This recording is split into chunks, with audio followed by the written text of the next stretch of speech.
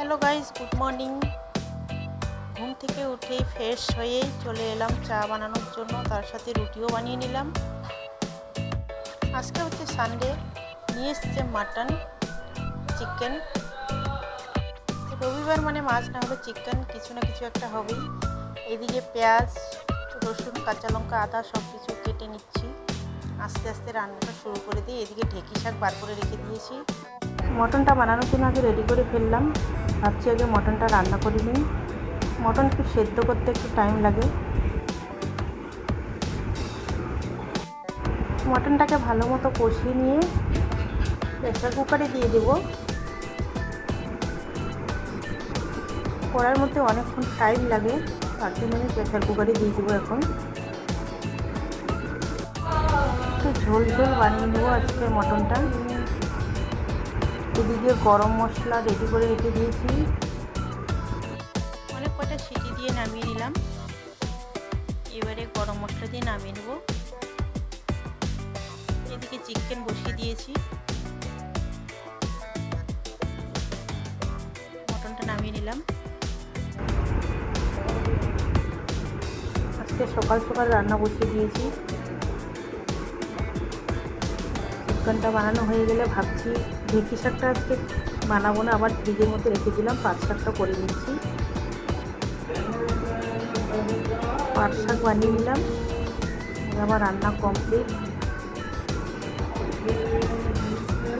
এবার যাবো স্নানে, কাটলাম, স্নান করে এসে এদিকে আম কেটে নিয়েছি। এবার খাওয়া দাওয়া আমাদের কমপ্লিট।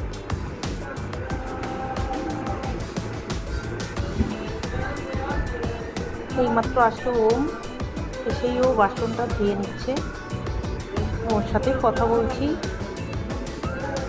ও আসলে একটু সময়টা কাটে আমার, দুজনে মিলে কথা বলি।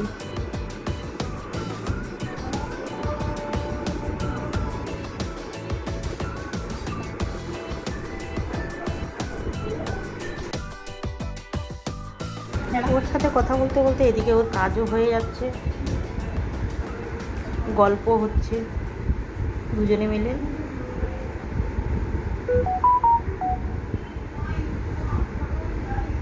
ও একদিন না আসলে আমার খুব অসুবিধাই হয়।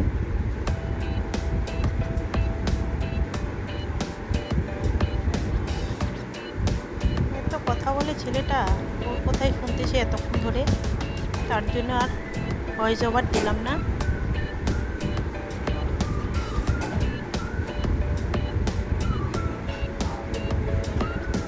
নিজেও খুব পরিষ্কার থাকে, কাজও খুবই পরিষ্কার কাজ করে।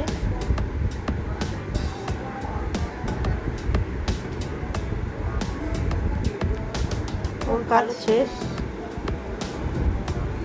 একটু করেও চলে যাবে। ও আমাকে এতক্ষণ ধরে বলছিল ও নাকি মেলায় যাবে, বৈশাখী মেলায়।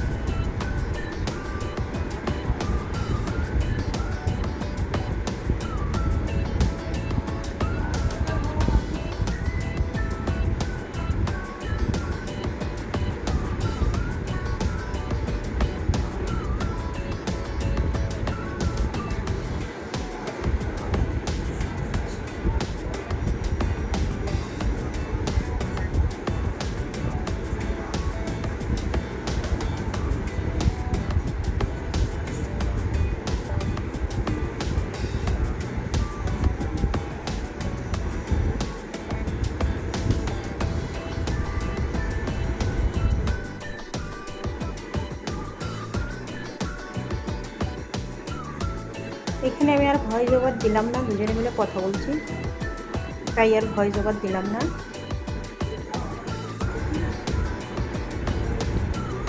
রান্নাঘর খুব পরিষ্কার করে দিল।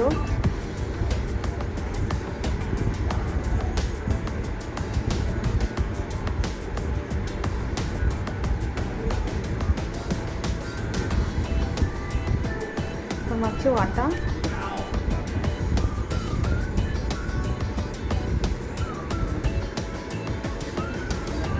ব্যাস, ওর কাজ শেষ। কাজ শেষ করে চলে গেল। আমি সন্ধ্যাটা দিয়ে দিই। সন্ধ্যা হয়ে গেছে। ভিডিওটা ভালো লাগলে লাইক করুন, শেয়ার, চ্যানেলটাকে অবশ্যই সাবস্ক্রাইব করে দিবেন। বাই।